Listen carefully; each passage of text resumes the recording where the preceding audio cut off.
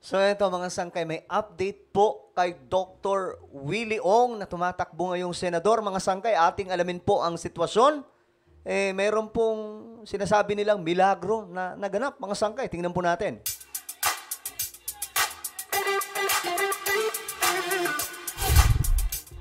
So hello, what's up mga sangkay? This is me again. I'm back for another vlog today. At ayun, kamusta po kayong lahat? Kung ikaw ay solid sangkay, mag-comment ka po sa ibaba ng hashtag solid sangkay. Kasama po ang inyong mga lugar. At ayun nga po, may good news daw po kay Dr. Willie Ong. Mayroon daw pong himalang nangyayari ngayon mga sangkay. Tingnan po natin. Bago tayo magsimula, pakisubscribe po muna yung ating YouTube channel. Tayo po ay 1.3 million subscribers na dito sa YouTube. So, shoutout po sa lahat ng mga nakasubscribe na. Maraming salamat po sa inyo. Kabilang kayo dito sa 1.3 million. Yung mga hindi pa po nakakapag-subscribe, para mapabilang kayo sa 1.4 na paparating, isubscribe nyo na po yung ating YouTube channel. Okay? Tapos i-click nyo yung bell at i-click nyo po yung all. Sa mga nanonood naman po sa Facebook, i-follow nyo po yung ating Facebook page. Okay, eto ang balita mga sangkay. Na nakala po natin. Ayon po kasi sa report, ito ang report. Cancer shrunk by 60%. May milagro daw pong nangyayari. Okay ito, mga sangkay, no? Good news. So, tingnan po natin ang report. Ito po ang balita.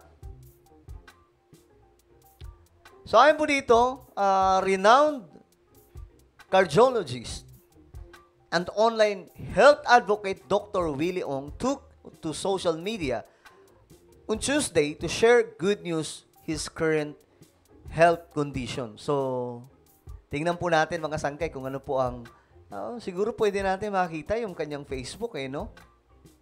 Gusto kong makita yung mismong post ni Dr. Willie Ong para malaman po natin kung ano po yung kanyang kalagayan. Kasi ngayon, tumatakbo po siyang tumatakbo si Doc Willie Ong ng senador. Marami po ngayon mga sangkay nag-aabang sa kung ano po ang resulta ng kanyang treatment doon po sa Singapore. Tingnan natin kung mayroon pong update dito. Ito.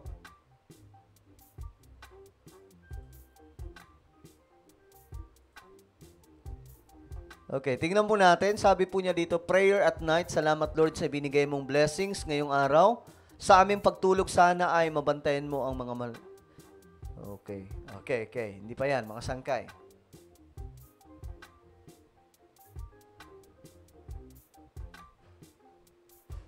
Mga sangkay dito, mga sangkay, no?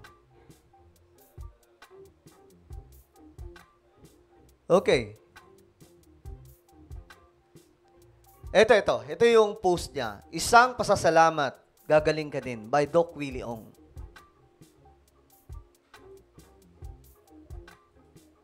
Ito. Okay, tingnan mo natin. Yan po ang litrato, ang ebidensya. Actual PET scan ko. Sabi po niya, 100% honest ako sa inyo. Maraming salamat sa lahat na nagdadasal para sa akin. Huwag din natin kalimutan ipagdasal ang ating kapwa na nasa mahirap na sitwasyon. Saan ba ito mga sangkay? Ito. Before, tapos ito siya ngayon. After 6 weeks, ito ata yun mga sangkay, no? After 6 weeks, ito na. Yan, ito po yung nakaraan. After 6 weeks, lumiit. At ito na siya ngayon. Ayan, no, before. So, ano mayroon dyan mga sangkay? So, basahin natin. Sa mahal kong followers, kayong lahat ay parte sa pagpapalit ng bukol na iyan.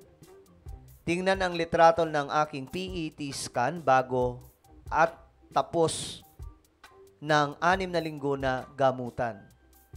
Ang laki ng niliit ng hot spots. Yung makinang na active cancer cells dati. Konti na lang ang natitira. Salamat sa Diyos at sa inyo. Utang ko sa inyo ang buhay ko. Kaya kapag lumakas na ako, tutulong pa ako sa bayan natin. Faith-based campaign gagamitin natin sa Senado. So mayroon pong milagrong nagaganap kay Doc Willie Ong. Ito po mga sangkay, ito po yung bukol daw na sinasabi nila na cancer. After 6 weeks, eto na po siya mga sangkay.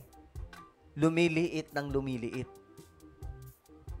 So may milagro daw pong nangyayari kasi itong si Doc Willie Ong talagang, syempre bilang isang doktor, may kakayahan siyang makita yung mga karamdaman, mga sangkay, malaman, gamutin sa pamamagitan po ng kanyang kaalaman. Pero naniniwala po siya sa milagro na pwedeng gawin ng ating Panginoon. So nakakatuwa mga sangkay, ito po yung ebidensya. Lumiliit daw po. Sabi po dito, note, kahit hindi po kayo doktor, makikita nyo yung umiilaw na parte ng tumor sa tiyan ko. 6 weeks ago, galit na galit ang bukol, parang volcano na umaapoy. Ngayon, biglang humina na ang apoy niya, unti-unting lumiliit na ang active cancer cells. Wow! Ito ay talagang good news, mga sangkay, ano? Anong nangyari? Sabi po dito, dasal, faith in God, faith in the mission to help the poor. Kung kaya ko, kaya nyo din labanan ang sakit. Magtutulungan tayo. Oh, this is a good news, mga sangkay, no? Mula po kay Doc Willie Ong. Ayan, no? Makikita daw po sa umiilaw. Ito po yun, no? Ito daw po yung part ng tumor po sa kanyang tiyan. Ito yan, no? Before, di ba? But after niyan, mga sangkay, ng 6 na linggo ang nakalipas, lumiit po siya ng lumiit. Ayan, no? Lumiit hanggang sa lumiit ng lumiit. So, I'm praying, no, na tuloy-tuloy itong paggaling. Ayan po, ang dami pong nag-comment pang sangkay. Praise the Lord. Praise God. He is truly our miraculous healer. And there is nothing too difficult for Him. Totoo din yan, mga sangkay, no?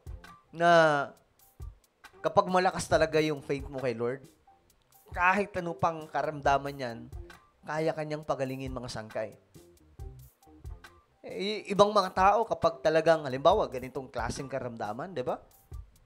Ganitong klaseng karamdaman, no choice ka dyan, magtiwala ka kay Lord.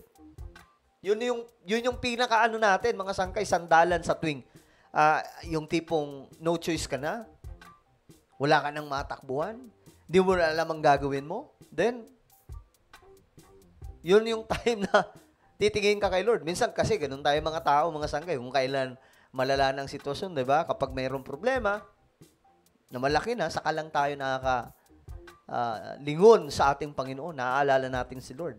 Pero ito mga sangkay, si Doc Willie Ong, nasubaybayan po natin ito, na talagang lagi po niyang ina-advise na magkaroon po ng pananampalataya kay Lord. At ito mga sangkay, nagagamit niya po sa kanyang karamdaman.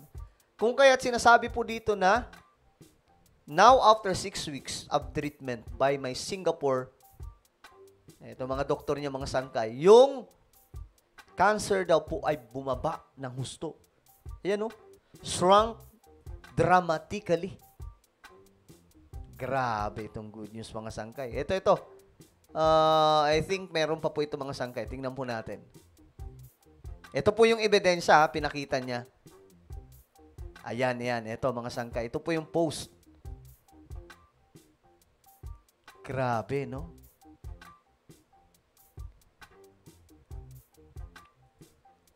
Grabe. Nakakatuwa itong balitang itong mga sangkay. Ayan, no? Ito po yung kanyang doktor doon po sa Singapore. Ang galing, no? Ang galing ni Lord, mga sangkay. Akalain nyo na ba naman? Well, we are praying, mga sangkay, sa tuloy-tuloy na kagalingan ni Doc Willie Ong. And I pray for, mga sangkay, for provisions at syempre, sa kalakasan, Doc. Malakas po tayo. no? Patuloy na lumalakas mga sangkay, and I hope na itong sinasabi dito na lumiliit ng gusto, idumating po sa punto na wala na po talaga to. Yung tipong walang-wala na. Maging okay na. No? So, pagdasal po natin si Doc Willie Ong. So, ano po ang inyong komento mga sangkay? Tungkol po dito sa nangyayari kay Doc Willie Ong, mukhang nagiging okay na. Salamat sa Diyos, no? Na dinidinig po yung dasal ng sambayan ng Pilipino. Mukhang maipagpapatuloy na po niya yung kanyang advokasya para sa Pilipinas. Tumatakbo po siya bilang isang senador. Okay? Ano po ang inyong komento? Just comment down below. Meron po akong isang YouTube channel. Ito po ay Sangkay Revelation. Hanapin niyo po yan sa YouTube. Mga sangkay, magaganda po yung ating mga ginagawang content dito. So, hanapin niyo po sa YouTube, Sangkay Revelation. Then, click the subscribe, click the bell, and click all. Ako na po ay magpapaalam. Mag-iingat pong lahat. God bless everyone.